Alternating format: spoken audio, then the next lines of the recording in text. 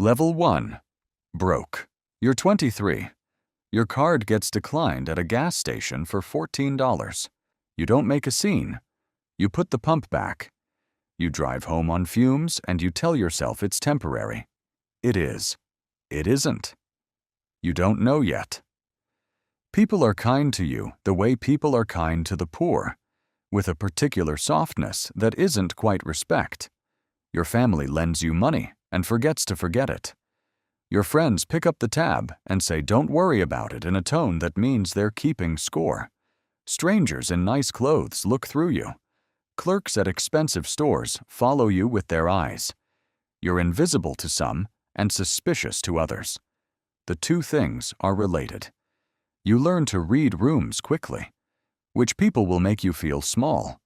Which people won't? You spend your energy managing their perceptions of you.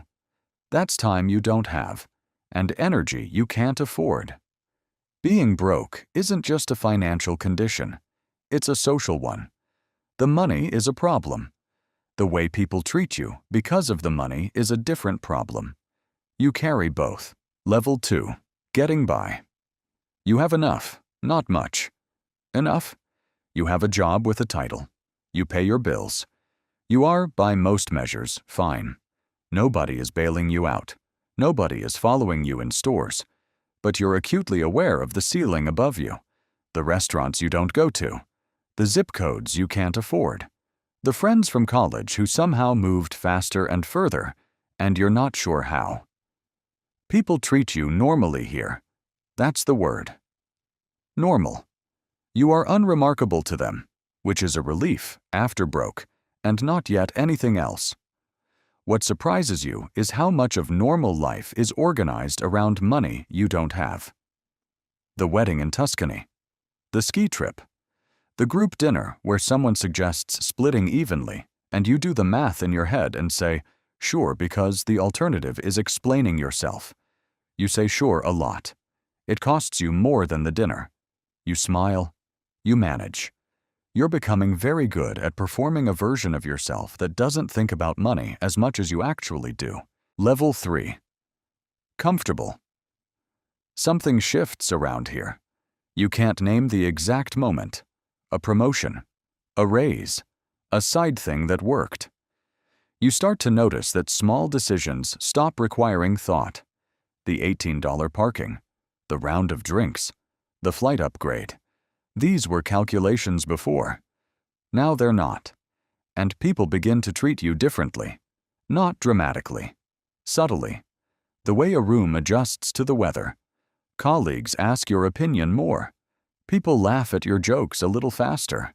Strangers at parties stand close and stay longer. Nobody is following you in stores anymore. Nobody looks through you. If anything, people are looking at you. You start to understand something uncomfortable. The respect you're being shown isn't really about you. It's about the signal you're broadcasting. The watch. The neighborhood you mention. The casual way you say we rented a place in the mountains. People are responding to information. You're a data point to them, and the data has improved. You file this away. You don't talk about it. Level 4. Wealthy. You have money now, real money, the kind that makes other people curious. Things that used to require effort stop requiring effort. Reservations appear. Lines shorten. Customer service transforms. The same airline that lost your bag and offered you a voucher now has a senior representative calling your cell phone to personally apologize. People want things from you, not obviously. Gracefully. A friend mentions a startup. A cousin has a business idea. Someone you barely know invites you to lunch, and you understand halfway through that this isn't lunch. Everybody wants something, and almost nobody says so directly. You start holding information back, not lying, just not volunteering. Because the moment people know what you have, the dynamic shifts. The conversation changes. Their posture changes. Something behind their eyes changes. You can see it happen in real time. You've spent most of your life wanting to be taken seriously. Now people take you very seriously, and you realize that what they're taking seriously isn't you. It's the money. You happen to be attached to it. This is stranger than you expected. Level 5. Rich. You move differently now. Not arrogantly, just differently. There are people whose job is to make your life easier. Assistants, managers, advisors. They anticipate things. They solve things before you encounter them. Problems you didn't know existed get handled. The social world reorganizes around you. You're invited to things, not parties, rooms, a dinner where someone introduces you to someone who introduces you to someone else, and these people control things, not minor things, major things. Policy, capital, access. People are almost never unkind to you. Nobody argues with you in public. Nobody is short with you.